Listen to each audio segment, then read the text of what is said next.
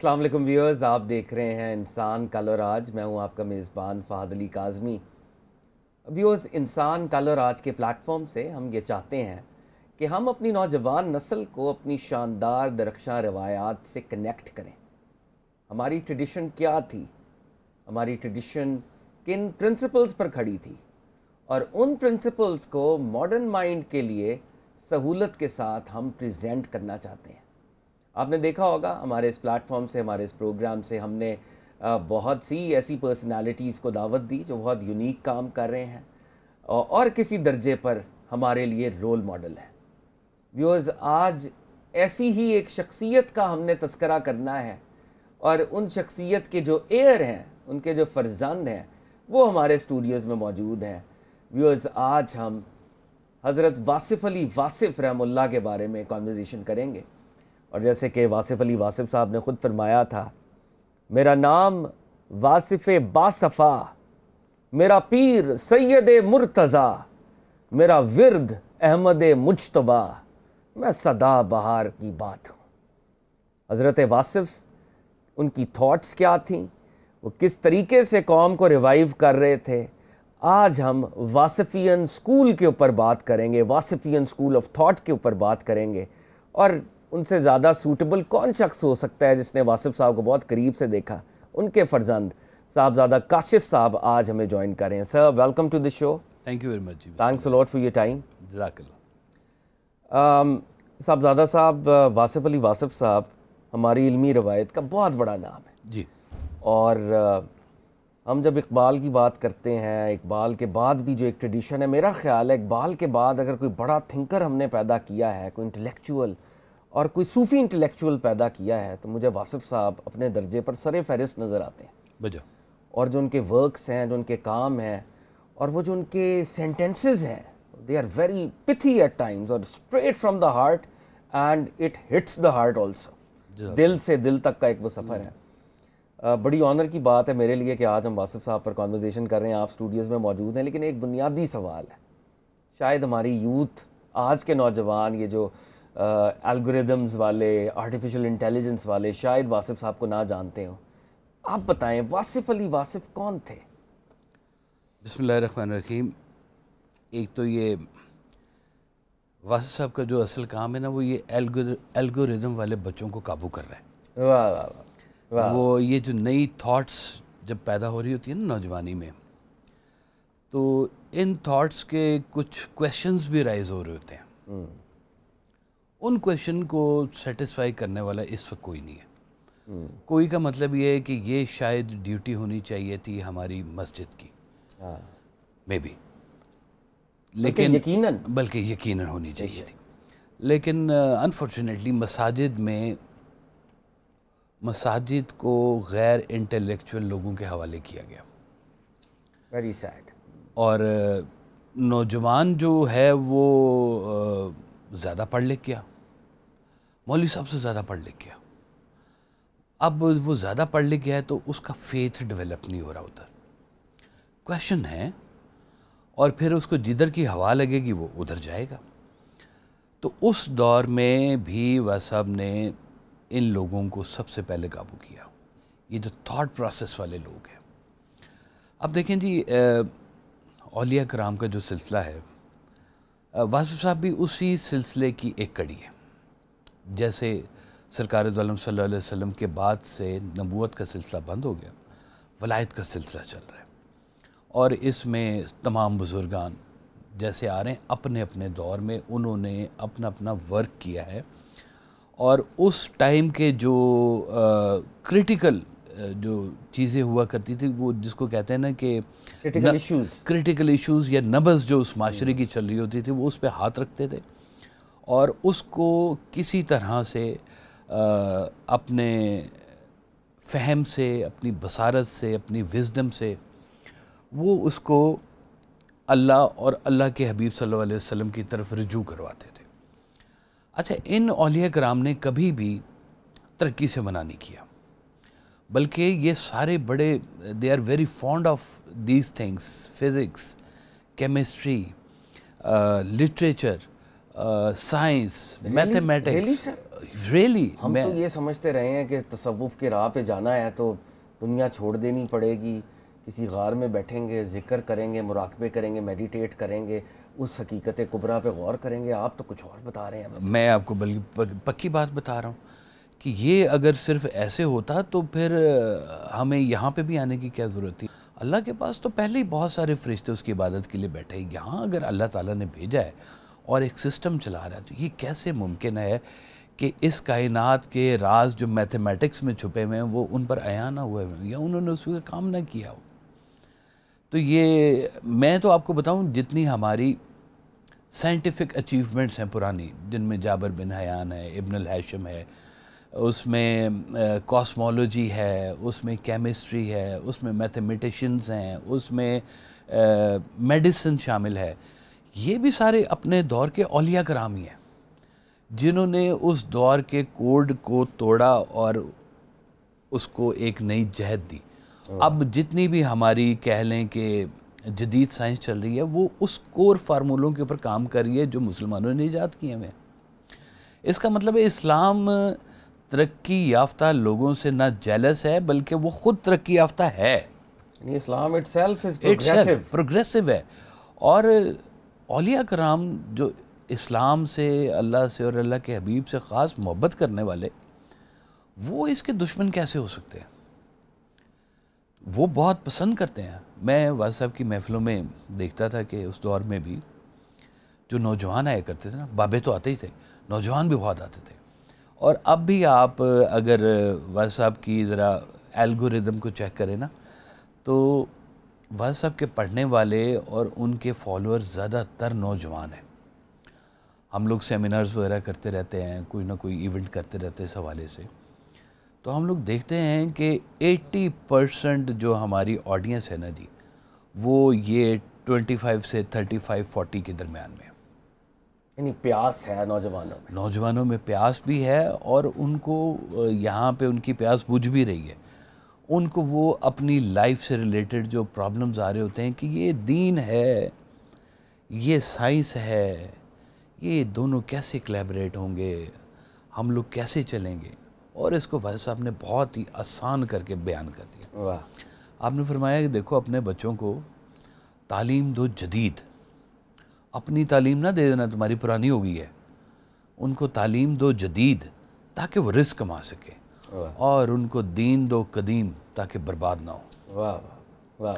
انسان کل اور آج کا تو میرا خیال ہے بہترین میسج یہ ہے جو واصف صاحب ہمیں بتا رہے ہیں. بالکل صحیح بات ہے کہ یہ جو مومنٹ جو آپ کا حال کا مومنٹ ہے, اس مومنٹ کے لیے آپ کی کنیکٹیوٹی دونوں طرف ہوتی ہے. ایک پاؤں آپ کا ماضی میں ہوتا ہے اور ایک پاؤں آپ کا مستقبل میں ہوتا ہے, اور آپ حال میں کھڑے ہوئے ہوتے ہیں. ویری نائسلی پٹ. تو یہ اسلام اور صوفیہ کرام بالکل بھی پروگریسو ان کی سوچ ہوتی ہے. ابھی دیکھیں جس صاحب سوری میں انٹرجیکٹ کر رہا ہوں, لیکن میرا ایک سوال یہاں پہ آپ سے ضرور ہوگا. سوال یہ ہے, جیسے ابھی آپ نے جابر بن حیان کی بھی بات کی, جابر بن حیان کے بارے میں کہا جاتا ہے امام جعفر صادق کے اسٹوڈنٹ تھے. جی بالکل ایسے. اور آپ ہی کی وہ بات آگے بڑھتی ہے کہ اس کا مطلب ہے کہ یہ لوگ بھی اس دور کی جو اسپریچول اتھارٹیز تھی ان کے ساتھ کنیکٹڈ تھے, اور پھر یہ غور و فکر تدبر کر رہے تھے. آپ الخوارزمی کی بات کر لیں, الجبرا کی بات کریں, ماڈرن میتھمیٹکس وہاں سے شروع ہوتا ہے. لیکن پھر ہم پیچھے کیوں رہ گئے؟ ہمارے پاس جب صوفیاء کا یہ ہیریٹیج ہے, غور و فکر, صوفیاء انٹیگریٹ کر رہے ہیں ورلڈلی سائنسز کو, اسپریچول سائنسز کو, تو اس وقت فی زمانہ جو تصوف کے نام کے اوپر ہمارے, میں خود بھی ان میں ادنا سے درجے پہ, ہم سب بھی مجرم ہیں, تو ایسا کیوں نہیں ہو سکا کہ ہم اس ہیریٹیج کو پریزرو ہی کر لیتے اور اسی لائن پہ چلتے؟ وائی ناٹ, کیوں نہیں جی. ہماری اساس ہے, ہمارا ورثہ ہے, ہمیں اس کو کیپچر کرنے کی ضرورت ہے. یعنی دونوں لیولز پہ جیسے آپ فرما رہے ہیں. یہ تو اب یہی تو میں بتا رہا ہوں. ایک واضح صاحب کا شعر آپ کو سناتا ہوں. فرماتے ہیں کہ پل بھر میں زمیں بوس وہ ہو جاتی ہے واصف, تعمیر نکل جاتی ہے جو اپنی بنا سے. کہ جو بنیادیں جن کی ہل جاتی ہیں نا, ان کی عمارت اوپر کھڑی نہیں ہو سکتی. تو وہ بنا کیا ہے سر پہ؟ وہ بنا جو ہے نا جی, سب سے پہلے ایک فیتھ ہے. ہم لوگ آج ایک بریڈ اینڈ بٹر کے زبردست قسم کے کرائسس میں سے چل رہے ہیں جی. ہم لوگوں کے ایشوز اور زیادہ بڑھتے جا رہے ہیں، اور اس کی ایک بہت بڑی وجہ ہمارا فیتھ کا کم ہونا بھی ہے۔ دیکھیں اللہ تعالیٰ نے فرمایا کہ بے شک انسان کو کوشش کے لیے بنایا گیا کہ وہ کوشش کرے، اور دوسری طرف سے اللہ میاں نے کہا کہ اس کے رزق کا ضامن میں ہوں، میں تمام کائنات کو رزق دیتا ہوں، میں رزق دینے والا ہوں اور میں ہی رزق دینے والا ہوں اور کوئی بھی نہیں ہے۔ زندگی موت اس کے حوالے پہلے ہمارا فیتھ ہے، ملائک فیتھ ہمارا ہے، آفٹر ڈیتھ لائف ہمارا فیتھ ہے۔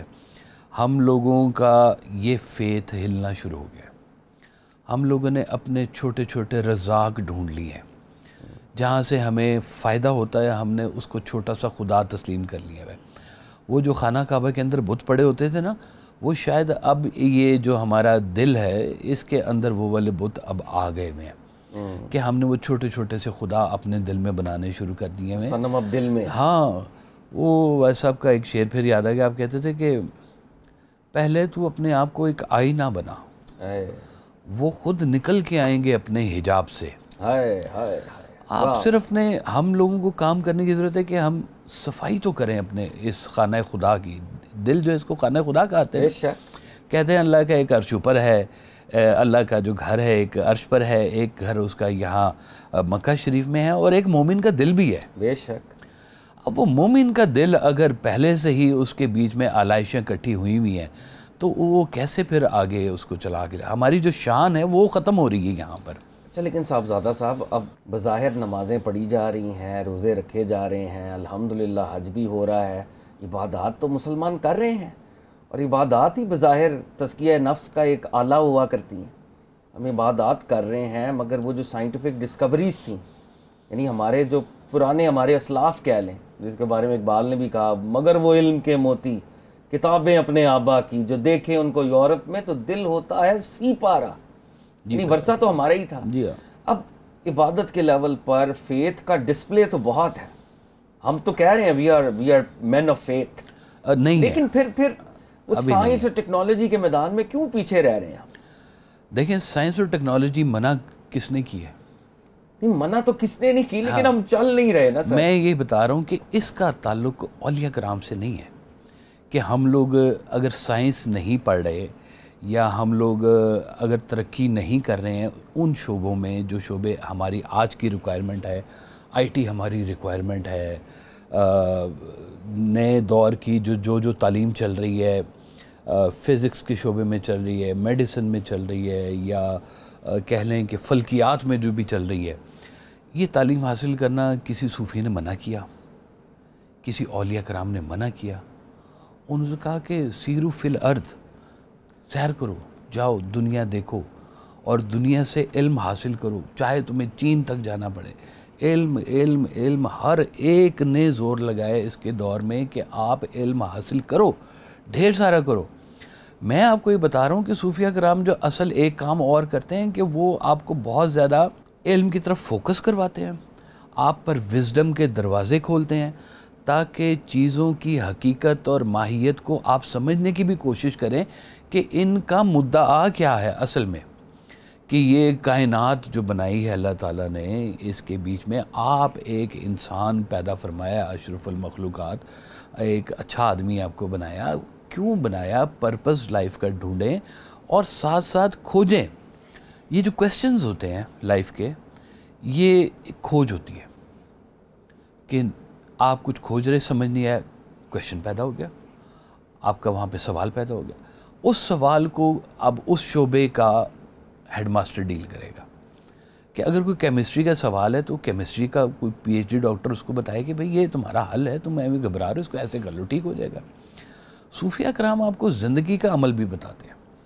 وہ کہتے ہیں کہ علم تو حاصل کرو، ہم تمہیں یہ کہہ رہے ہیں لوگوں کا دل بھی راضی کرو تاکہ تم پر کوئی آفات نہ آئے، تاکہ تمہارا رستہ جو ہے وہ، اب دیکھیں ایک نیچرل سی بات بتا رہے ہیں کہ اگر گھر میں بے سکونی ہو تو وہ باہر سے کیا حاصل کرے گا؟ وہ تو ایک پہلے ہی ڈسٹرب مائنڈ کے ساتھ نکلا ہے گھر سے، تو باہر تو وہ جھگڑے گا، ادھر جھگڑے گا، ادھر جھگڑے گا، جو کام کرے گا۔ یعنی صوفیہ جو ہیں peace of mind, peace of mind, peace of soul آپ کو عطا کرتے ہیں، اور وہ آپ کو جو آپ بہت زیادہ بھاگم بھاگ میں جو چیزیں آپ اگنور کرتے جا رہے ہیں. وہ کہتے ہیں ایک دفعہ ایک چیتا اور کچھوا جا رہے تھے, تو اس نے کہا تم بہت سلو چلتے ہو. اس نے کہا اچھا تم بتاؤ یہ پہاڑ کی چوٹی کو ٹچ کر کے تم کتنی دیر میں آ سکتے ہو. اس نے کہا لو میں ابھی گیا ابھی آیا. اور چیتے نے دوڑ لگائے, بھاگ کے کچھ منٹوں میں واپس آ گیا. اس نے کہا دیکھ میری سپیڈ دیکھی ہے. اس نے کہا اچھا مجھے یہ بتاؤ سپیڈ تو تم نے بڑی لگا لی ہے, یہ رستے میں کس کس رنگ کے پھول تھے, رستے میں تم نے اور کیا دیکھا؟ انہوں نے کہا میں نے کچھ نہیں دیکھا, میں تو بھاگتے ہی جا رہا تھا اور میرا اپنا ٹاسک کا میں پورا کیا واپس آ گیا. اس نے کہا لائف جو ہے نا صرف یہ بھاگنا ہی نہیں ہے, لائف ان چیزوں کو انڈرسٹینڈ بھی کرنا ہے کہ یہ زندگی میں اللہ تعالیٰ نے جو انسان بنائے, نظارے بنائے, خوبصورتی بنائی ہے, اس کا مدعا کیا ہے. اللہ تعالیٰ نے فرمایا کہ میرے پاس تو تسبیح کے لیے بہت تھے, سارے لوگ تھے, لیکن میں چاہتا تھا کہ کوئی احساس والی چیز بھی پیدا ہو اس کائنات کے اندر. صوفیہ کرام سرکار والے صاحب کا ایک شعر ہے, وہ فکرہ ہے, آپ کہتے ہیں کہ جس کو احساس نہ جگائے اسے کوئی نہیں جگا سکتا. یہ احساس جگاتے ہیں آپ کے اندر. تو صاحبزادہ صاحب یہ بات, اور یہ احساس اس کویسٹ میں آپ کو مدد کرتا ہے. واہ. دیکھیں کوئی بھی آپ کے ذہن میں کوئی سائنس نہیں جا سکتی, کوئی بیالوجی نہیں جا سکتی جب تک آپ کا ذہن ڈسٹرب ہے. صاحبزادہ صاحب یہ بات تو بالکل ہم اس پہ ہم 100% متفق ہیں, مگر وہ جو بنیادی سوال ہے نا سر, وہ آپ کیونکہ آج ہمارے کٹہرے میں آ گئے ہیں تو وہ سوال سب نے کرنا ہے. خواجہ معین الدین چشتی اجمیری رحمۃ اللہ علیہ سلطان الہند, جیسے آپ نے بجا طور پہ فرمایا, he stood for progressive mode of consciousness. آپ حضور غوث الثقلین رضی اللہ تعالیٰ عنہ کی بات کریں, اگین وہی پروگریسونیس ہمیں نظر آتی ہے. لیکن ہم لوگ آج, میں دست ادب جوڑ کر یہ سوال پوچھنا چاہ رہا ہوں جن کے ناموں کے ساتھ قادری لکھا ہوا ہے, چشتی لکھا ہوا ہے, سہروردی لکھا ہوا ہے, نقشبندی لکھا ہوا ہے, وہ کیوں تصوف کی اس لیگسی کو آگے اس سینس میں لے کے نہیں جا رہے کہ ہم کامیٹی آف نیشنز میں وہ پروگریسونیس دکھا سکیں؟ دکھانی چاہیے جی, ہماری خانقاہ کیوں مر گئی؟ ہاں جی بالکل, وہ اس کا کلیکٹیو نوحہ بھی تو کرنا ہے نا سر. یہ بڑا ضروری ہے جی. اور انفارچونیٹلی ویسا بھی کہا کرتے تھے کہ لوگوں نے آپ کے ہاتھ چوم چوم کے آپ کے ہاتھ گھسا دیے. ہائے ہائے, واہ کیا خوبصورت, واہ. اب تو باہر نکلیں اور کوئی عوام کے لیے بھی کام کریں, خلق خدا کے لیے کام کریں. واہ واہ. وہ خلق خدا والے کام جو ہے نا جی, اب شاید اپنی ذاتی مفاد میں کہیں کنورٹ ہوتے جا رہے ہیں. خلق خدا تو پیورلی اللہ کا کام, اللہ کی خدمت کا کام, اس کی مخلوق کی خدمت کا کام. بھوکے کو کھانا نہیں مل رہا تو کھانا کھلا دو, لیکن اگر اس کا خیال بھوکا ہے تو اس کو رزق کون دے گا؟ واہ واہ واہ. خیال بھی تو بھوکا ہوتا ہے. بے شک. ان لوگوں نے صرف وہ حضرت خواجہ معین الدین چشتی علیہ رحمہ نے 100 من کی دیگ نہیں بنائی, اس وقت کے 1 لاکھ لوگوں کو ان کی ڈائریکشن بھی ٹھیک کی. وہ کھانا کھلانے سے ٹھیک نہیں کی, دیگ بعد میں بنی ہے. پہلے انہوں نے ان کے اس رستے کو ٹھیک کیا ہے, اور اس کے لیے انہوں نے ماڈیفیکیشن بھی کی. قوالی وجود میں نہیں تھی. انہوں نے کہا وہ کدھر گئے تھے تم لوگ؟ انہوں نے کہا جی ہم بھجن سننے گئے تھے. وہ کہا اب تو ختم ہو گیا تمہارا بھجن, مسلمان ہو گیا, اب تم کیا کرنے گئے تھے ادھر؟ انہوں نے کہا جی میوزک ہمارے اندر ہے. کون سی بات, ادھر آ جاؤ. اور وہیں پہ منم محوے خیالے او نمی دانم کجا رفتم قوالی چلا دی وہاں پہ.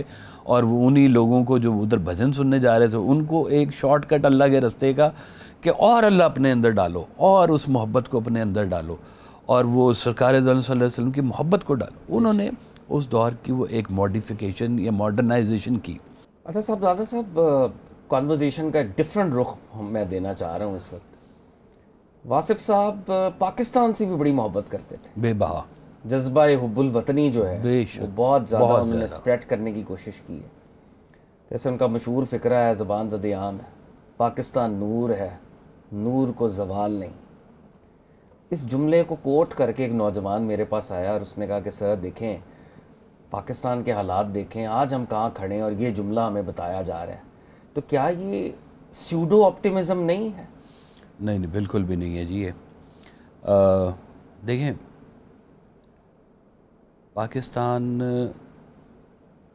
اللہ کے نام پہ حاصل کیا گیا ملک ہے جی. ہم پہلے ہی 71 میں سقوط ڈھاکہ کے حوالے سے شکار ہو چکے ہوئے ہیں. کیا ہم مزید شکار ہو سکتے ہیں؟ کیوں نہیں ہو سکتے؟ ہم لوگ ہو سکتے ہیں. کیا کوئی اور انگ ٹوٹ سکتا ہے؟ چانسز ہیں. جتنی غلطیاں ہم لوگ کر چکے ہوئے ہیں آلریڈی اس ملک کے ساتھ. دیکھیں اشفاق صاحب بھی یہ بات کہا کرتے تھے، واس صاحب بھی یہ بات کہا کرتے تھے کہ آپ سیاستدان کو جو کہنا چاہتے ہیں کہیں، صدر کو کہیں، پرائم منسٹر کو کہیں، جس کو جو مرضی کہنا ہے کہہ لیں، تمام ڈپارٹمنٹس کو آپ جو کہنا چاہتے ہیں کہہ لیں، پاکستان کو کچھ نہ کہا کریں. واہ. پاکستان کے کیا قصور؟ پاکستان نے آپ کو منرلز دیے، پاکستان نے آپ کو ویدرز دیے، پاکستان نے آپ کو سٹون دیے، دریا دیا، سمندر دیا، کھلی فضائیں دی ہیں. آپ جانتے ہیں کہ بہت سارے ممالک میں یہ والی دھوپ بھی میسر نہیں ہے جو ہمارے پاس ہے. اب دھوپ آئے اور ہم سولر لگا کے بجلی نہ پیدا کریں تو کس کا قصور؟ دریا ہو ہمارے پاس اور پانی ضائع ہوتا جائے، پاکستان کا قصور؟ ہمارے پاس منرلز ہو اور وہ لوگوں کے ہتھے چڑھے ہوں اور اس میں پاکستان کا قصور؟ جنگلات ہیں، کیا کیا نہیں ہے، صحرا ہیں ہمارے پاس، تو یہ پاکستان کا قصور؟ لوگوں کے قصور کو پاکستان کا قصور تو نہ کہیں. اگر پاکستان نور ہے تو وہ ہے. یہ خطہ اللہ کے نام پہ حاصل کیا گیا واحد ملک ہے. اس کی اپنی ایک پلیسمنٹ ہے. اس کو کمزور کرنے کی سازشیں اس دن سے ہی شاید شروع ہوئی ہوئی ہیں جیسے اسلام کو کمزور کرنے کی سازشیں سرکار دو عالم صلی اللہ علیہ وسلم کے بعد سے شروع ہوئی ہوئی ہیں. لوگ اس کے خلاف کیوں ہیں؟ اتنا چھوٹا سا ملک ہے، کیا تکلیف دے رہا ہے کسی کو؟ نہیں کھٹکتا ہے، آنکھ میں کھٹکتا ہے کہ یہ کہیں کٹھے ہو گئے تو یہ بہت بڑی، ان کو اندازہ ہے کہ یہ ایک پاور بن سکتے ہیں. ان کے اندر یہ بات کہیں چھپی ہوئی ہے. وہ ملک کو کبھی سٹیبل ہونے نہیں دیتے. کبھی کدھر سے اٹیک ہوتا ہے، کبھی سائبر اٹیک ہوتا ہے، کبھی پولیٹیشین کرپٹ ہوتا ہے، کبھی ڈپارٹمنٹ کرپٹ ہوتا ہے، کبھی حکومت کرپٹ ہوتی ہے. ہر جانے والی حکومت جو ہے آنے والی حکومت کے اوپر کرپشن کا الزام لگ ہی رہا ہوتا ہے. جب سے پاکستان بنا یہ کام چل ہی رہا ہے. ہر آنے والا ایک جو نیا پولیٹیشین ہوتا ہے پرانے پولیٹیشین کو جب تک گالی نہیں دے گا اس کی اپنی پولیٹکس نہیں بہتر ہوتی جی. لیکن سر اب ملک بھی تو افراد سے ہی بنتا ہے نا سر ایک لیول پہ. دیکھیں وہ میں کہہ رہا ہوں والا آپ کا آرگومنٹ ہے، I totally agree with it. Pakistan is a resource rich country and we as Pakistanis we are to be blamed. ہمیں بلیم ہونا چاہیے، ہمارا فیلئر ہے. لیکن اگر واصف صاحب جیسے اللہ کے ولی فور سائٹ کے ساتھ فرما رہے ہیں کہ پاکستان نور ہے، نور کو زوال نہیں، تو اس کا مطلب ہے کہ ہمیں پر امید رہنا چاہیے. ہمیں دیکھیں میں یہ بتا رہا ہوں، دیکھیں بہتری کی امید ہے. آپ کا فیوچر جو 1 گھنٹے بعد کا بھی ہے، فرض کیا نہیں معلوم کیا ہے. اب اس فیوچر کے بارے میں آپ نے اگر کچھ بھی گمان کرنا ہے تو وائس صاحب کہہ رہے ہیں کہ بدگمانی نہ کرو، خوش گمانی کر لو. پر امید رہو، پر امید رہو، اپنی ایفرٹ تو ڈالو. یہ جو لوگ اس فکر کے خلاف ہیں نا بیسکلی، کیونکہ میں بھی ظاہر اب سب جگہ جاتا ہوں، دیکھتا ہوں یہ سارا کچھ، میں ان سے صرف یہ کہنا چاہتا ہوں کہ پاکستان سے نا امیدی مت کریں. کم از کم اللہ تعالیٰ کو نا امیدی پسند نہیں ہے. امید رکھیں، ایفرٹ ڈالیں، کوشش کریں. پاکستان بن سکتا ہے. یا تو کوئی کہہ دینا مجھے کھڑا ہو کے کہ جناب میں آپ کو لکھ کے دے سکتا ہوں پاکستان کا کبھی کچھ بننا ہی نہیں ہے، تو میں اس کے مقابلے میں 2 دفعہ لکھ کے دے سکتا ہوں کہ پاکستان کے اندر اتنی کیپیسٹی ہے کہ پاکستان بہت بڑا ملک بن سکتا ہے اور طاقتور ملک بن سکتا ہے. دیکھیں اگر سائنس ہے، ترقی ہے، یہ سارا کچھ ہے، ہمارے پاس کیا سائنٹسٹ کی کمی ہے؟ آئی ٹی کی کمی ہے؟ ہمارے پاس نیت کی کمی ہے، ایمانداری کی کمی ہے، دل کی کمی ہے، خلوص کی کمی ہے، سنسیریٹی کی. اب یہ تو ساری چیزیں ہمارے اثاثے ہونے چاہیے. اس کا ویسے صاحب کہتے ہیں کہ مسلمان وہ ہے جو اللہ کو مانتا ہے، مومن وہ ہے جو اللہ کی مانتا ہے. اب شاید اللہ کی بھی ماننے کی ضرورت پڑ گئی ہے کہ جو اللہ تعالیٰ نے احکامات دیے ہیں. ہمارا جب ہم کہتے ہیں اسلامی جمہوریہ پاکستان، تو پہلا ورڈ آتا ہے اسلامی. ہم لوگ اسلامی نہیں ہو رہے. ہم لوگوں کی جو انسپریشن ہے وہ باہر کی دنیا, یورپ کی دنیا اور ادھر کا ماحول اور انگلش ماحول وہ سارا چلتا جا رہا ہے. ہم لوگ ان کاموں کے لیے نہیں ہیں, ان بے حیائیوں کے لیے نہیں ہیں. ہم لوگوں کی طاقت جو ہے وہ اور طرح سے ہے. دیکھیں اسپرچول طاقت ہے. یہ کس نے منع کیا کہ آپ گاڑی نہ بنائیں؟ کیا اسپرچولیٹی منع کرتی ہے کہ آپ نے جاپان کی گاڑی استعمال کرنی ہے؟ مطلب آپ کا آرگومنٹ جو میں سمجھا ہوں ابھی تک کہ دنیا میں ٹیکنالوجیکلی اپنے آپ کو ماڈرنائز کرنا ایک اور بات ہے. ایک اور بات ہے. Quran is the word of God. This universe is the work of God. Work of God. Word of God اور work of God میں کبھی تضاد یا contradiction نہیں ہوتی. نہیں ہوتا. یہی تو میں کہہ رہا ہوں کہ اللہ والوں کی باتوں میں بھی کنٹرڈکشن نہیں ہوتا. اب دیکھیں یہ جو دو فیکٹر جن کو لے کے لوگ کنفیوز ہوتے ہیں, ایک کا تعلق روح کے ساتھ ہے, ایک کا تعلق سمجھ لے جسم کے ساتھ ہے. کہ سائنس آپ کو کمفرٹ دے رہی ہے, آپ کے لیے آسانیاں پیدا کر رہی ہے, یہ بیٹھے ہیں, یہ دور چلے گئے ہیں ہم لوگ, یہ میڈیا آ گیا ہے, یہ ٹی وی آ گیا ہے, یہ چیزیں آ گئی ساری. اس کا تعلق مذہب سے تو نہیں ہے. گاڑی بنانی ہے, اس کے بیچ میں کوئی مذہبی فارمولہ تو نہیں لگتا. کوئی نہیں, اگر کوئی فون آ گیا ہے نیا تو اس کے بیچ میں مذہب کا کوئی تعلق تو نہیں ہے. آپ کو مذہب نے منع کیا ہے کہ آپ وہ کام کریں, آپ کریں, 100 دفعہ کریں. آپ سے کس نے کہا ہے کہ لوگوں کی بنائی ہوئی چیزیں استعمال کریں؟ اپنی بنائیں, کیوں نہیں بناتے؟ اس کا تعلق سائنس سے ہے. اور مذہب کا تعلق ہے آپ کی آفٹر لائف کے ساتھ. یہ بات بڑی ضروری سمجھنے کی کوشش کریں کہ ہمارا فیتھ ہے کہ اس زندگی کے بعد ہماری دوسری زندگی نے آنا ہے, اور وہ دوسری زندگی میں ہم سے پوچھا جائے گا. اس زندگی کے بارے میں سوال پوچھے جائیں گے. اور مذہب اور دین خاص طور پہ اس زندگی میں بھی ہمیں ریگولیٹ کرتا ہے نا. وہ ریگولیشنز بھی ہیں. ان ریگولیشنز پہ چل کے آپ آفٹر لائف میں سیلویشن یا سکسیس یا فلاح پا سکتے ہیں. جی, اب فلاح کا طریقہ ہے یہاں پر جو بھی بزرگوں نے بتایا ہے جی. بے شک. تو فلاح کے طریقے کو روح کے ساتھ رکھیں, سائنس کے طریقے کو سائنس کے ساتھ رکھیں, ایڈمنسٹریشن کو ایڈمنسٹریشن کے ساتھ رکھیں.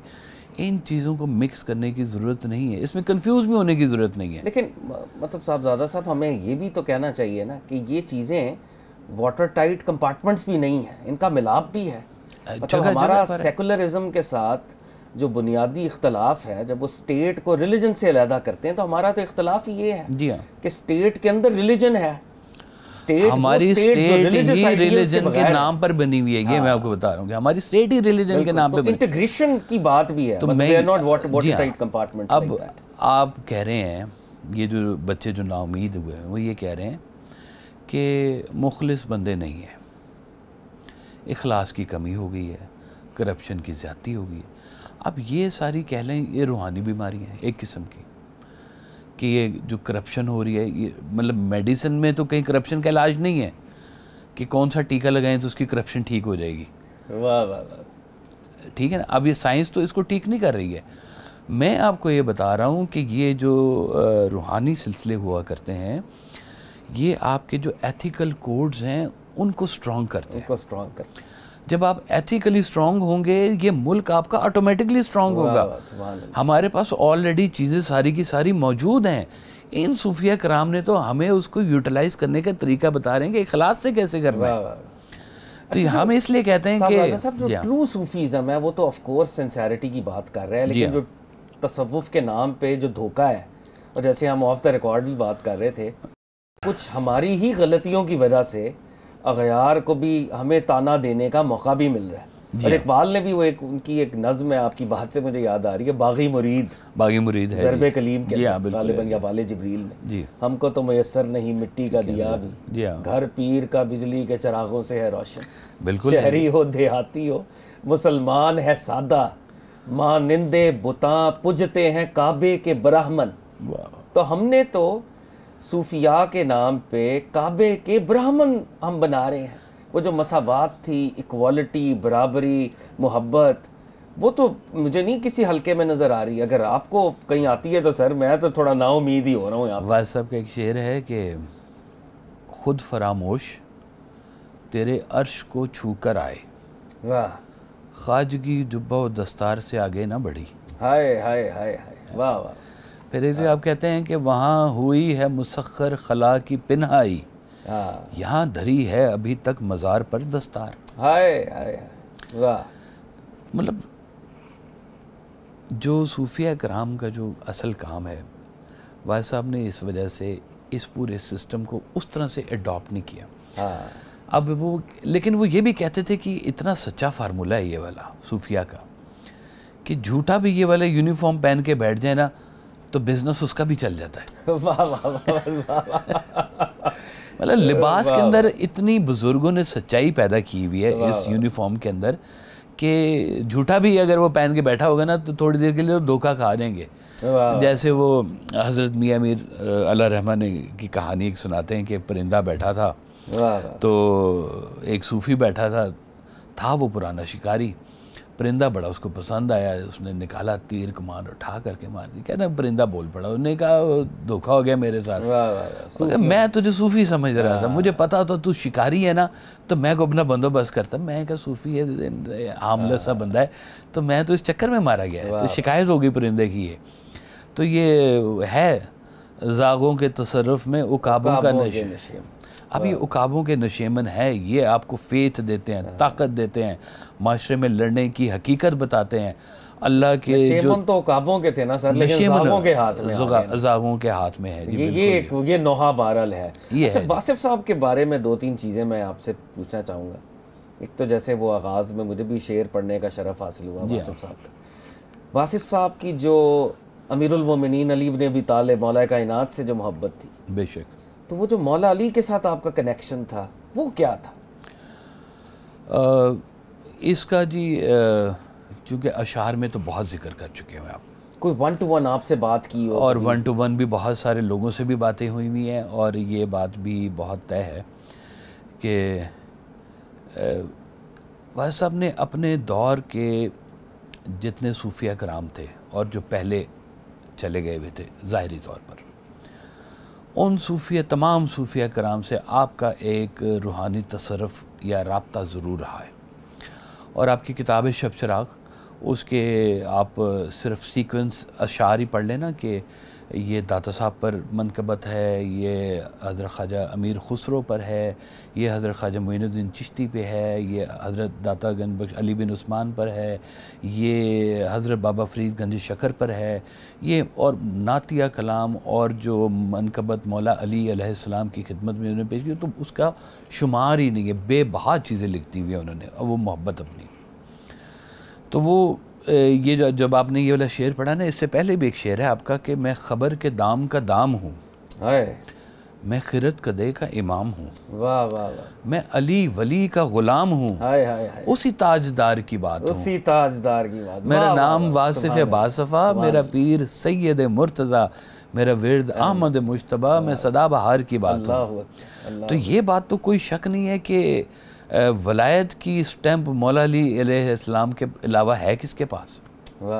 آپ فرماتے تھے دیکھو اتنا کام کرنا ہے کہ یہ دروازے سے شہر میں داخل ہونا ہے، کہ مولا علی دروازہ ہیں اور شہر جو ہے سرکار مدینہ ہے صلی اللہ علیہ وسلم. وہ کہتے ہیں، سناتے ہیں کہ جی وہ جب مولانا روم کو حضرت شاہ شمس تبریز کے ساتھ جب وہ سارا واقعہ ہوا، وہ تالاب والا جی ہے، تو اس وقت انہوں نے کلام لکھا تھا دم ہم دم علی علی، بڑا مشہور کلام ہے حضرت شاہ شمس تبریز کا.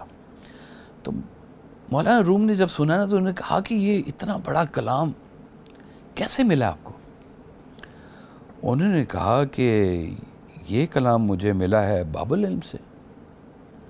انہوں نے کہا اچھا پھر یہ بتائیں کہ باب العلم کو کہاں سے ملا؟ انہوں نے کہا ان کو ملا مدینہ العلم سے. اب یہ نہ پوچھنا مدینہ العلم کو کہاں سے ملا، اس کو ڈائریکٹ ہی ملا ہے. تو ہمارا رخ تو یہ ہے بیسیکلی کہ یہ اس دروازے سے، مولائی دروازے سے داخل ہوں، محبت کو رکھیں اپنے اندر. اور یہ بھی ایک خوبصورت دنیا ہے، اس کو ساتھ میں ذرا کر کے دیکھیں کوئی، کہ جب آپ ایک ابہام میں پھر رہے ہیں، ایک کیاس کے اندر پھر رہے ہیں، ایک نا امیدی کے اندر پھر رہے ہیں، کون ہے جو آپ کو اتنا موٹیویٹ کرے، ایک چراغ جلائے کہ دور سے آپ کو روشنی نظر آئے کہ ہاں یار ادھر روشنی ہے، چلو تھوڑا چل کے دیکھیں شاید کوئی رونق ملا نظر آئے. واحد صاحب کا ایک شعر ہے کہ تیرا شبی حدود سے باہر نکل گئی، تیرا شبی حدود سے باہر نکل گئی، واصف اب اپنے درد کا سورج اچھال دے. ہائے ہائے ہائے. تو یہ درد کے سورج لیے بیٹھے ہیں، ید بیضا لیے بیٹھے ہیں اپنی آستینوں میں. تو یہ خالی نہیں ہے یہ ساری کی ساری بات. تو اچھا صاحبزادہ صاحب، جیسے داتا صاحب ہیں شیخ علی بن عثمان اجویری رضی اللہ تعالیٰ عنہ، اب ہمارے ہاں شاید لوگوں کو اس درجے پہ تفہیم نہیں ہے جس درجے کی وہ پرسنالٹی ہے. کچھ میری تحقیقی کام میں کرتا ہوں کشف المحجوب پہ. He's been translated in 33 languages. 33 زبانوں میں ترجمہ ہو چکا ہے کشف المحجوب کا. اور فارسی میں پہلی کتاب جو تصوف پر لکھی گئی داتا صاحب نے لکھی. بجا تو داتا صاحب سے بڑی انسپریشن ہے. بلکہ مجھے یاد ہے اکثر جب میں داتا صاحب فاتحہ پڑھنے جاتا ہوں تو واصف صاحب کی وہ منقبت بھی داتا صاحب کے حوالے سے وہاں پر کسی عاشق نے لگائی ہوئی ہے. اور وہ ایک بڑا خوبصورت مجھے کنیکشن لگتا ہے کہ آپ داتا صاحب کے لیے سال ثواب کر رہے ہیں اور ساتھ ہی واصف صاحب کی منقبت بھی نظر آتی ہے. بالکل. وہ کیا کنیکشن تھا ان کا آپس میں؟ دیکھیں یہی میں آپ کو بتا رہا ہوں کہ واصف صاحب یہ اولیاء کرام کی لڑی کا ایک حصہ ہے. اولیاء کرام کا کبھی آپس میں اختلاف میں نے سنا نہیں. آف کورس وہ تو کیونکہ وہ سارے ایک ہی جگہ سے روشنی پا رہے ہیں سارے کے سارے. تو وہ ان کی آپس میں محبت بڑی گہری نظر آتی ہے. ہر آنے والے ولی نے ایک گزشتہ دور کے ولی سے اپنی محبت اور اظہار ضرور کیا کہ مجھ سے پہلے یہ بہت بڑے چراغ آئے ہیں اور ان کا بڑا فیض ہے. اور پھر آپ اگر کشف المحجوب سے واقف ہیں تو یہ ہمیں بھی یہ ضرورت اس امر کی ہے کہ سوائے راجو جوگی کے واقعے کے علاوہ کشف المحجوب سے چیزیں سادہ زبان میں ایکسٹریکٹ کر کے بچوں کو پڑھانے کی ضرورت ہے کہ نہیں ہے. میں سر آپ کی بات میں اضافہ کرتے ہوئے یہ عرض کرنا چاہوں گا، پوری کشف المحجوب میں راجو جوگی کے قصے کا بیان ہی نہیں ہے نا جی. داتا صاحب نے کرامات کے اوپر خاص طور پر اپنے ذاتی واقعات کو بالکل فٹ نوٹس پہ رکھا ہوا ہے. He's so humble. وہ بلکہ ایک واقعہ ایک اور آپ سے منسوب ہے. کہتے ہیں ایک جگہ گئے تو جہاں پہ بہت سارے درویش تھے اور اپنی کرامات دکھانے میں مشغول تھے. تو جو آپ کے رفقا تھے آپ کے چاہنے والوں نے پوچھا جی اتنے سارے لوگ یہاں موجود ہیں ان میں سب سے زیادہ طاقتور کون ہے؟ انہوں نے کہا جی وہ بندہ. انہوں نے دیکھا کہ اکیلا ایک بندہ بیٹھا ہوا ہے، نہ مرید ہے اس کے پاس، نہ کوئی کرامت دکھا رہا ہے. تو انہوں نے پوچھا کہ یہ طاقتور ہے، اس کے پاس تو بندہ ہی کوئی نہیں ہے. انہوں نے کہا اس کے پاس اتنی طاقت ہے کہ اس نے اپنی طاقت کو چھپا لیا ہوا ہے. واہ واہ واہ بے شک. جیواد صاحب کا ایک فکر ہے نا کہ سب سے بڑی قوت برداشت ہے. ہم لوگ جو ہیں صوفیہ کرام کی جو اصل بات ہے اس کو چھوڑ کے صرف ہم نے کرامات کے شعبے کو اتنا ہائی لائٹ کرنا شروع کیا ہے کہ جو انہوں نے لوگوں کو توحید کا جو سبق دیا ہے، جو انہوں نے نماز کا سبق دیا ہے، جو انہوں نے آپس میں سوشیالٹی کا جو سبق دیا ہے، وہ سبق تو ہم کہیں پڑھا ہی نہیں رہے ہیں اور وہ لوگوں کو پتہ ہی نہیں ہے کہ وہ اصل بات کی کیا گئی ہے. اور ہم صرف جو ہے نا جی وہ جیسے اڑانے کے اوپر بیٹھے ہوئے ہیں کہ جی یہ اتنے درجے کے بزرگ. بھائی درجے ان کے لیے ہیں، آپ اپنے درجے کو تو دیکھو کدھر ہو. اس درجے میں آپ کے لیے کیا بات. جیسے سرکار ویسا فرمایا کرتے تھے کہ قرآن پڑھنے سے پہلے اپنا ایک نام رکھو. تم کون ہو؟ کیا تم مسلمان ہو؟ اگر مسلمان ہو تو پکے مسلمان بن کے پڑھنا. مومن ہو پکے مومن ہو کے پڑھنا. کافر بھی ہو پکے کافر ہو کے پڑھنا. منافق ہو تو منافق بھی پکا منافق ہو کے پڑھنا. ادھر ادھر نہ ہونا. جب تم اپنا ایک نام رکھ لو گے پھر تمہیں اس میں سے بات ملے گی کہ تم سے متعلق قرآن نے تمہیں کیا کہا ہے. مومنین کے لیے تو بشارتیں ہی بشارتیں ہیں مومنین کے لیے. تو منافقین کے لیے بھی کوئی بات ہے اس کے بیچ میں. کہتے ہیں کوئی حاسدین کے لیے بھی بات ہے اس کے بیچ میں. کہتے ہیں وہ جو پھونکنے والیوں کے لیے بھی کوئی بات ہے اس کے بیچ میں. صاحبزادہ صاحب ہم تو اس گئے گزرے زمانے میں ہے کہ ہمارے نفاق میں بھی منافقت ہے. منافقت میں بھی ادھر بھی پرفیکشن نہیں. کہتے ہیں کہ وہ ہو سکتا ہے ایک سچا کافر بخشا جائے لیکن یہ نہیں ہو سکتا کہ ایک منافق مسلمان بخشا جائے. ہائے ہائے بے شک. ہو سکتا ہے سچا کافر بخشا جائے. یعنی ایک بالکل وہ ایک اپنے کانٹیکسٹ کی یہ بات ہے. اگر لوگ اس کو لٹرلی نہ لیں ایک میٹافوریکل بات ہے. منافق کی بنائی ہوئی تو مسجد کو سرکار دو عالم نے شہید کروا دیا. بے شک مسجد زرار. مسجد زرار کو جی. تو کوئی بات ہے کہ منافقت نہیں چلتی شعبے میں, کسی بھی شعبے میں. اچھا صاحبزادہ صاحب, واصف صاحب کا تعلق اشفاق صاحب کے ساتھ بھی تھا, اور اشفاق صاحب تو سنتے تھے, ان کے بڑے بہت عرصے تک ان کے سامنے تھے, اور پھر میرا خیال ہے انہوں نے پش بھی کیا کہ آپ کی گفتگو کو ریکارڈ کیا جائے, خود ریکارڈ بھی کرتے جی. انہوں نے سب سے پہلے یہ جسارت کی, میں کہوں گا کہ جی میں وہ چھوٹا سا ٹیپ ریکارڈر میں لے کے گیا تو میں نے رکھا, تو شروع میں بڑا مائنڈ کیا انہوں نے, پھر انہوں نے کہا اچھا چلو جاؤ لے کے آؤ. وہ کہتے ہیں میں پھر وہ اس کے بعد سے ریکارڈنگ الحمدللہ اشفاق صاحب کے اللہ تعالیٰ درجات بلند فرمائے کہ ان کی وجہ سے واصف صاحب کی کہی ہوئی باتیں آج لوگ سن سکتے ہیں, ورنہ شاید یہ بھی ہوا کی نظر ہو جاتی. جیسے میں کہتا ہوں واصف صاحب, چونکہ واصف صاحب سوتے بیٹھتے اٹھتے جاگتے ایک جیسے واصف صاحب تھے. ان کا جو محفل میں جو واصف صاحب ہوتے تھے وہی گھر میں ہوتے تھے. تو میں کہتا ہوں کتنی ساری ایسی باتیں اور کتنی ساری ایسی چیزیں ہیں جو ہوا کی نظر ہو گئی ہیں. اور الحمدللہ چلیں وہ اخبار کے کالم موجود ہیں یا وہ آڈیو کیسٹس موجود ہیں جو اشفاق صاحب نے شروع کی, اور پھر سرکار واصف صاحب نے اس کا بعد میں مکمل ایک اہتمام کیا. تو وہ آج ایک خیر کی شکل میں اور لوگوں کے خیالات کی جو گتھیاں الجھ رہی ہیں ان کو سلجھانے کے لیے ایک بہت بڑا کردار ادا کر رہی ہیں جی وہ. تو اور میں اکثر کہا کرتا ہوں کہ آپ ڈائریکٹ واصف صاحب کو پڑھیں, ڈائریکٹ واصف صاحب, مطلب میرے پاس آئے ہیں آپ تو ضرور ہم بیٹھ کے واصف صاحب کی بات کرتے ہیں, ان کے خیالات سے کوئی چیز نکالتے ہیں, لیکن فیض کا منبع وہ ہیں, ان سے رجوع کریں, ان کی بات ڈائریکٹ جو انہوں نے کہی ہے اس موضوع کے اوپر وہ پڑھیں, وہ سنیں آپ, تاکہ آپ کا رستہ کلیئر ہو, آپ کو آسانی ملے اس رستے کے بیچ میں. اور وہ رستہ دے رہے ہیں, روشنی چل رہی ہے الحمدللہ, اور لوگ بیٹھے ہوئے مستفید ہو رہے ہیں. واصف صاحب کا یہ سب سے بڑا جو کمال تھا نا, اشفاق صاحب بھی جس کو بڑا مانتے تھے, کہ ایک فکرے میں پورے موضوع کی گتھی سلجھ جاتی تھی. ہاں بے شک. اب جیسے ایک دفعہ آپ نے فرمایا محفل میں کہ کسی نے پوچھا کہ حضور یہ انسانی آنکھ میں حیا کب پیدا ہوتی ہے؟ تو آپ نے فرمایا جس دن تمہاری آنکھ میں تمہاری بیٹی کا چہرہ آ جائے گا اس دن تمہاری آنکھ میں حیا پیدا ہو جائے گی. اللہ. پھر آپ نے فرمایا یہ جو میں نے ابھی تمہیں بات کی ہے نا, 40 دن تم ٹھنڈے پانی میں کھڑے ہو کے چلا کاٹو گے نا, تو اس کے بعد یہ بات سمجھ میں آئے گی جو میں نے تم میں ابھی ریوڑیوں کی طرح سے بانٹ دی ہے. ہائے ہائے.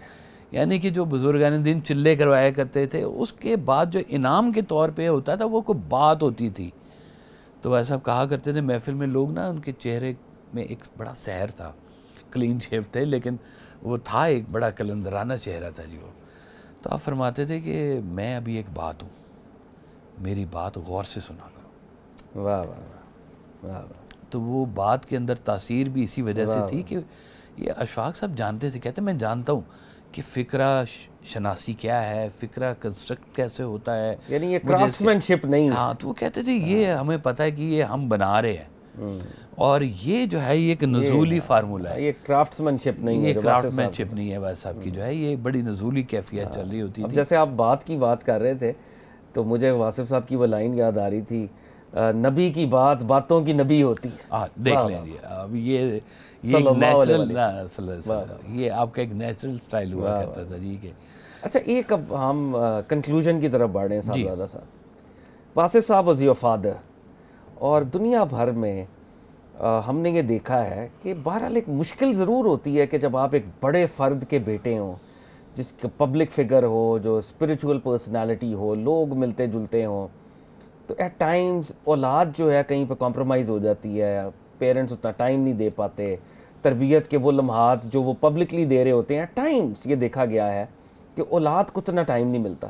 پھر ایک یہ بھی معاملہ ہوتا ہے کہ باہر آپ بڑے نرم ہیں اور گھر میں آپ بڑے سخت ہیں, وہ ڈسپلینیرین ہیں.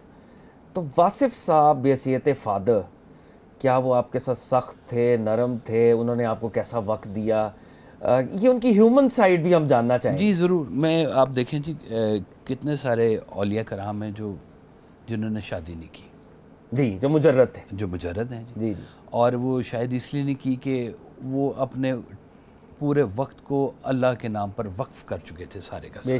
بے شک. لیکن اگر کرتے تو وہ ان کا خیال بھی ویسے ہی کرتے جیسے اپنے مرید کا کرتے. واہ واہ، یہ میں آپ کو پکی بات بتا رہا ہوں 100. کیونکہ میں نے اپنی زندگی سے سرکار وائس صاحب کو کبھی غافل نہیں دیکھا کہ میں کیا. یس، وہ ہر وقت جو ہے نا ان کو پتہ ہوتا تھا میں کدھر ہوں، میں کیا کر رہا ہوں، اور ہر چیز کے اوپر ان کی بھرپور نظر ہوتی تھی. تو آپ کی سکولنگ وغیرہ، رپورٹ کارڈ، رزلٹ کارڈ دیکھا کرتے؟ میں کہتا ہوں مجھے روز سکول چھوڑنے جاتے تھے، لینے جاتے تھے. اتنی مصروفیت میں اپنے بچوں کے ساتھ یہ کام نہیں کر سکتا. بڑا مشکل کام ہے کہ جناب سال کے اتنے دن آپ نے صبح بچوں کو لے کے جانا ہے، پھر ٹائم پہ ان کو لے کے آنا ہے، پھر مجھے پڑھانا ہے. اچھا، پڑھاتے بھی تھے؟ مجھے پڑھاتے بھی تھے، یعنی ایک 1-to-1 سیشن. 1-to-1 session. اور وہ ٹیکسٹ بکس اور وہ والی تعلیم کی بات ہو رہی ہے. ایک دن مجھے کہتے ہیں، میٹرک کی بات ہے، کہتے ہیں اردو کا پیپر ہے. میں کہ جی خطوط غالب پڑھ لی تم نے؟ میں کہ جی بس وہی نہیں پڑھے، باقی سارا پڑھ لیا. میں ذرا تھوڑا سا وہ ہوتا تھا کہ تھوڑا پڑھ لیا تو زیادہ کر دیا، ایسے ٹائپ تھا میں. تو میں نے کہا جی 10 سوال آنے ہیں، تو یہ 2-3 سوال زیادہ سے زیادہ خطوط غالب سے آ سکتے ہیں، تو 5 کرنے ہوتے ہیں. تو میرے پاس تو پوری بک مجھے یاد ہے. یہ خطوط غالب کہتے ہو پڑھنے میں کیا تھا تمہیں کہ اس کو پڑھ لے، چلو کھولو کتاب. انہوں نے مجھے اس وقت بیٹھ کے خطوط غالب فٹافٹ ایسے کر کے 1-1.5 لگا، پڑھا دی، سارے خطوط پڑھا دی. نیکسٹ ڈے 6 سوال خطوط غالب میں سے آئے جناب، بچا لیا مجھے. تو وہ کہتے تھے دیکھو علم کا، تجربے کا کوئی شارٹ کٹ نہیں ہوتا. It's a process, ongoing process ہے. آپ کہتے تھے کسی درویش نے اپنی زندگی کے آخری سانس تک سیکھنے کا عمل بند نہیں کیا. واہ واہ واہ، کیا خوبصورت. تو ہمیں تو یہ تعلیم ملی ہے کہ سیکھو، ساتھ ساتھ سیکھو، ساتھ ساتھ کھلا رکھو اپنے آپ کو. ویسا اپنے گرنا ادب کی دیوار کو اتنا بڑا نہیں رکھتے تھے کہ لوگ ان تک پہنچنے کی مشکل ہو جائے. واہ واہ واہ، کیا خوبصورت کہا. ادب کی دیوار کو اتنا اونچا نہیں کرتے تھے کہ لوگ پہنچ ہی نہ سکیں، لوگوں کی رسائی نہ ہو. واہ واہ. تو وہ ہم نے سیکھا، ہم نے بھی اس کو فالو کیا الحمدللہ. کہ یار یہ جو ہے نا لوگ اس میں پھنس جاتے ہیں. پھر ہم نے دیکھا ہے کہ لوگ چونکہ اصل بات بتانا نہیں چاہتے اس لیے دیواریں اونچی کر دیتے ہیں، یا اصل باتیں ان کو پتہ بھی نہیں ہوتی ہیں شاید. تو یہ واز صاحب کا جو ہے یہ تو شعبہ کھلا پڑا ہوا ہے. آپ مکمل پیر بھی تھے اور پیری سسٹم بھی نہیں اڈاپٹ کیا آپ نے. ہم نے گھر کے اندر وہ پیر خانہ نہیں بنا، نذرانے نہیں بنے. ہمیں محنت کا سبق دیا گیا، کاروبار سکھایا گیا، MBA کرایا گیا، نوکریاں کرائی گئیں، جو کچھ تھا. کہتے تھے زندگی سادہ گزارنا بہت مشکل بات ہے. اتنی میں حیران ہوتا تھا کہ واز صاحب کے پاس اتنی طاقت، اتنا وزڈم، اتنی بات، اتنی دنیا بیٹھی تھی آپ کے پاس آ کے، اور اتنی سادہ زندگی کہ صبح سبزی لینے بھی چلے گئے ہیں تو گوشت لینے بھی چلے گئے ہیں تو مجھے اسکول بھی لینے چلے گئے. ایک دن مجھے واپسی کہتے ہیں ویڈیو گیم کھیلی کبھی تم نے؟ میں کہا نہیں جی کبھی نہیں کھیلی. نہیں آئی تھی ابھی نہیں. مجھے لے کے چلے گئے ویڈیو گیم کی شاپ پہ، کھیلو. وہ ٹوکن سے ہوتے تھے، آپ کو یاد ہے؟ ٹوکن سسٹم والا. وہ میں نے 1-2 ڈالے تو مجھے سمجھ آ گئی. میں کوئی 1-1.5 کھیلتا رہا، اور وہ گرمیوں کے دن اور وہ پنکھے کے نیچے بیٹھ کے مجھے دیکھتے رہے. اس لیے وہ چاہتے تھے، کہتے کہ بچوں کو دیکھنے دو ٹی وی، تاکہ یہ اپنے جب اسکول کالج میں جائیں تو ایمبیرسمنٹ نہ ہو کہ ہمیں نہیں پتہ یہ کیا ہو رہا ہے. زمانے کے ساتھ جوڑ کے رکھتے تھے کہ اپ ڈیٹ رہو، سب کچھ کرو. مجھے ایک دن کہتے ہیں کہ دیکھو یہ جو کچھ ہو رہا ہے نا سب سیکھو، ضرور سیکھو، لیکن ایک چیز کا فیتھ نہیں چھوڑنا کہ دیر از آفٹر لائف. وہ تمہیں نقطہ بچا کے رکھے گا ان ساری چیزوں سے، ان ساری چیزوں کی نیگیٹیوٹی سے بیسکلی. تو پازیٹیوٹی کہیں تو اکیلی فیس بک میں پازیٹیوٹی بھی بہت ہے، اور وہاں پہ نیگیٹیوٹی بھی بے بہا ہے جی. وہ ہم نے سنا تھا کہ ایک علاقے میں کوئی جوتے نہیں پہنتا تھا، تو انہوں نے کہا کہ وہ تو مارکیٹ ہی کوئی نہیں، ادھر جوتے کوئی نہیں پہنتا. انہوں نے کہا وہی تو مارکیٹ ہے جہاں جوتے کوئی نہیں پہنتا. تو ہم کہتے ہیں کہ جہاں نیکی کوئی نہیں کر رہا وہی تو جگہ ہے کہ وہاں پہ روشنی جلائی جائے اور روشنی پھیلائی جائے، تاکہ لوگوں کے اندر، یہ ہمارے اپنے لوگ ہیں جی، بالکل ان لوگوں کو امبریس کرنا ہماری ذمہ داری ہے. اگر آپ نہ ماننے والوں سے نفرت کریں گے تو پھر منانا کس کو ہے؟ واہ واہ. خوراک کیا ہے آپ کی؟ تو اور یہی خواجہ صاحب معین الدین چشتی اجمیری نے کر کے دکھایا بڑے صغیر کے. بالکل صاحبزادہ صاحب بہت مزہ آیا. واصف صاحب کی باتیں تو ہم کرتے جائیں، بلکہ مجھے لگتا ہے کہ آپ کے ساتھ آپ کو گائے بگائے ہم زحمت دیتے رہیں گے. جی مائی پلیئر. اور واصف صاحب کی باتیں اتنی پرمغز، اتنی ڈیپ، اور میرا خیال ہے ہم اسپیسیفک موضوعات کے اوپر کانورزیشن کر سکتے ہیں واصف صاحب کے حوالے سے. بہت شکریہ آپ تشریف لائے.